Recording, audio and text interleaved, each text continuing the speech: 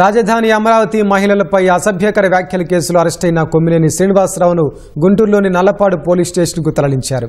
రాజధాని మహిళలు రాష్ట్ర మాదిగ కార్పొరేషన్ డైరెక్టర్ కంభంపాటి శిరీష ఫిర్యాదు మేరకు కొమ్మినేని శ్రీనివాసరావు, కృష్ణంరాజు సాక్షి టీవీ యాజమాన్యంపై తుళ్లూరులో కేసులు నమోదు చేశారు. ఈ క్రమంలో హైదరాబాద్లో కొమ్మినేని అరెస్టు చేసిన పోలీసులు నల్లపాడు స్టేషన్కు తీసుకొచ్చారు.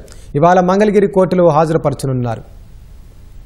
ఛానల్లో చర్చ సందర్భంగా రాజధాని అమరావతి మహిళల పట్ల అసభ్య వ్యాఖ్యలపై రాజధాని రైతులు, మహిళలు రాష్ట్ర మాదిగ కార్పొరేషన్ డైరెక్టర్ కంభంపాటి శిరీష ఫిర్యాదు మేరకు పోలీసులు కేసు నమోదు చేశారు. అమరావతిలో ఉన్న తాడికొండ ఎస్సీ రిజర్వ్డ్ నియోజకవర్గంలోని దళిత మహిళల్ని అవమానించారన్న ఫిర్యాదుతో ఎస్సీ ఎస్టీ అట్రాసిటీ ఇతర సెక్షన్ల కింద కేసు పెట్టారు. సాక్షి యాజమాన్యంపైన కేసు నమోదు చేశారు.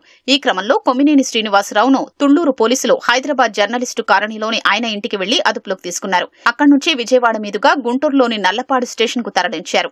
మహిళలను కించపరిచేలా ప్రచారాలు చేసిన సాక్షి యాజమాన్యం వెంటనే చట్టపరంగా శిక్షించాల్సిందే, లేకపోతే మా మహిళా లోకం ఎవరు ఒప్పుకోరు. ఇప్పటికీ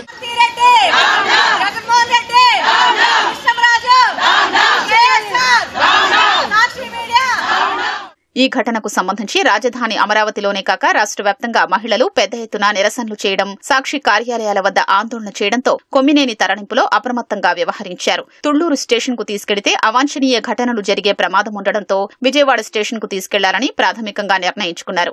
ఆందోళనల దృష్ట్యా దీన్ని విరమించుకున్నారు. విజయవాడ, మంగళగిరి, గుంటూరు, నల్లపాడు స్టేషన్లలో ఎక్కడ భద్రత ఉంటుందనే అంశంపై పోలీసులు, అధికారులు మల్లగుల్లాలు పడ్డారు. ఎట్టకేలకు రాత్రి 10 గంటల ప్రాంతంలో నల్లపాడు స్టేషన్ కు తరలించారు. కొమ్మినేని శ్రీనివాసరావును నల్లపాడు స్టేషన్ కు తీసుకొస్తారనే సమాచారంతో మీడియా అక్కడకు చేరుకుంది. అయితే రాత్రి 10 గంటల సమయంలో మీడియా కంటపడకుండా పోలీసు వాహనంలో కాకుండా కిటికీలకు నల్లటి కవరున్న మామూలు వాహనంలో స్టేషన్ ముందు నుంచి కాకుండా వెనుక మార్గం నుంచి లోనికి తీసుకెళ్లారు. రాత్రంతా నల్లపాడు స్టేషన్లోనే కొమ్మినేనిని ఉంచిన పోలీసులు ఇవాళ మంగళగిరి కోర్టులో హాజరుపరచనున్నారు.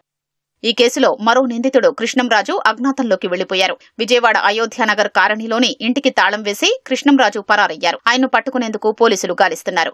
అసభ్య వ్యాఖ్యలపై రాష్ట్ర వ్యాప్తంగా పలు పోలీస్ స్టేషన్లలోనూ కేసులు నమోదయ్యాయి.